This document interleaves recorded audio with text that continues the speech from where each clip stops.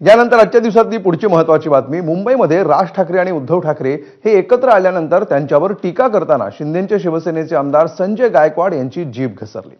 मराठी भाषेच्या मुद्द्यावर बोलताना आणि ठाकरेंवर टीका करताना त्यांनी छत्रपती संभाजीराजे आणि शिवरायांबद्दलही अपशब्द वापरले. संजय गायकवाड यांच्या या वक्तव्यानंतर वाद होण्याची शक्यता आहे. दरम्यान या वादग्रस्त वक्तव्यानंतर त्यांनी सारवासारव देखील केली आहे. तुम्हाला जगामध्ये टिकायचं असेल तर सगळ्या भाषा अवगत आल्या पाहिजे. मग छत्रपती संभाजी महाराजांनी 16 भाषा शिकल्या, मग ते मूर्ख होते? छत्रपती शिवाजी महाराज बहुभाषिक होते.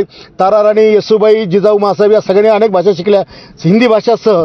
मग ते लोक काय मूर्ख होते का? आणि त्याच्यामुळे या विषयावर वाद करून मतांचं गणित राजकारण करणं हे चुकीचं आहे. छत्रपती संभाजी महाराजांना 16 भाषा अवगत होत्या आणि राज्य करताना सगळ्या भाषांचा अभ्यास असला पाहिजे हे त्या 300-400 वर्षापूर्वी ह्या महामानवांनी विचार करून तसं आकलन स्वतःच करून घेतलेलं होतं. मग आज आम्ही आमच्या राज्यात जातो, राहताना आम्हाला जर परराज्यात जायचं असेल तर आम्ही आमची मातृभाषा तिकडे बोलणार आहे का? आमच्या भाषेचा आमच्या राज्यात कोणी तिरस्कार करेल तर आपण 100% त्याला सोडणार नाही.